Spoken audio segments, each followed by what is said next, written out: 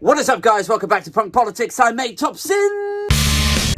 Now, one of my favourite stories knocking around at the moment is that the state of Florida are about to embark on their very first Florida Man Games. All right, inspired by all the bizarre headlines out of Florida comes the Florida Man Games. Yeah. Lockout February 24th, 2024, if you're interested in this Sunshine State spectacle. The Florida Man anomaly sprung up around 10 years ago, when a Twitter account began sharing bizarre headlines annotating the behaviour of Floridians. You had world-exclusive scoops like Florida Man arrested for breaking into Coyote Museum. Florida Man wins $3 million and spends it all on a Mountain Dew jacuzzi. Or Mountain Dew koozie, perhaps. Anyway, the Florida Man Games is precisely what you would expect it to be. A series of bizarre challenges and assault courses, all centered around the idea that these people are often highly medicated, slightly unstable, certifiable lunatics. It's going to be stuff like, round one, can you do the DUI test by walking on this alligator? Then we skip round two, go to round three, and it's like, how many Coors Light can you handle after round two, which was how many opioids can you handle in 30 minutes. I mean, really, you should do those two the other way around. Like, have the beer first, then you'd get the headache, then you enjoy the industrial strength painkiller to take the headache away. Apparently, the final round is you trying to dodge a cop. Like the cop, and it's real cops, by the way. The cops are trying to apprehend you, and you just have to dodge and duck and somehow get to the finish line. Like, I have to say, I love this whole idea. Like, to me, there's nothing funnier, there's nothing better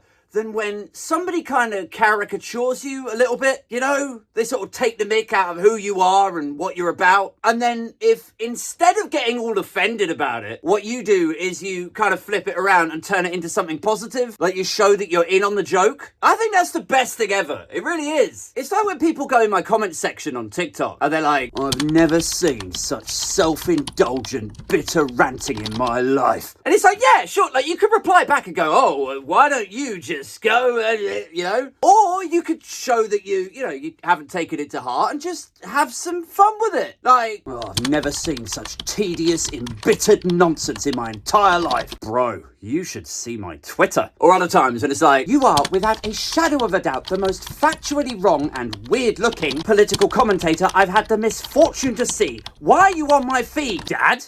Is that you? I can't believe I sat through 5 minutes of this drivel. What a waste of my time. Yeah, you should steer clear of my podcast. You know, just show that you're in on the joke. Don't take it to heart. Just have some fun with it. It's the old, killing with kindness. Because actually, like, sometimes you'll get to a positive together and people will be like, actually, do you know what?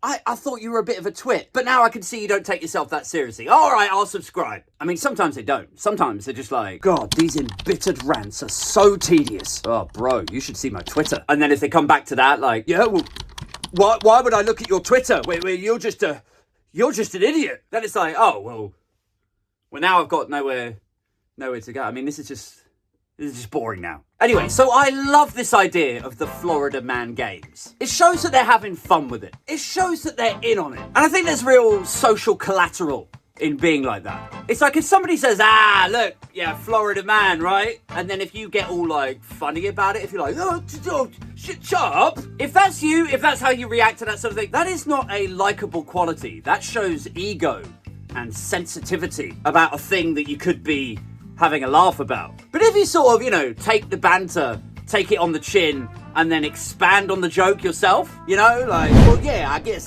that is me. But don't you be mocking, or I won't be sharing my deep fried apple pie and my Coors Light at the family barbecue. People would like laugh back at you. You'd be laughing together. There's banter, there's social collateral in that. Infinitely more than you being like, what in the hell did you just say?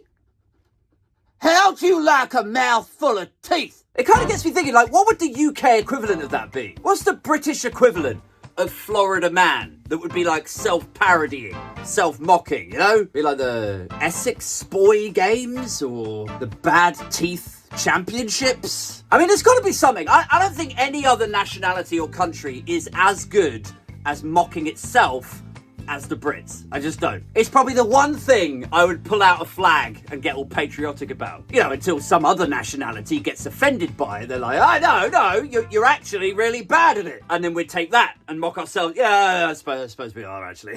Like, I'm sorry, guys. I'm sorry. I thought the Brits were the best at something. Again, it's the old British exceptionalism marching band coming out for all to see. Anyway, that's it for this one. Is there anything that the Brits are actually good at that we could construct a sort of championship games around? Would you go to the Florida Man Games? I would.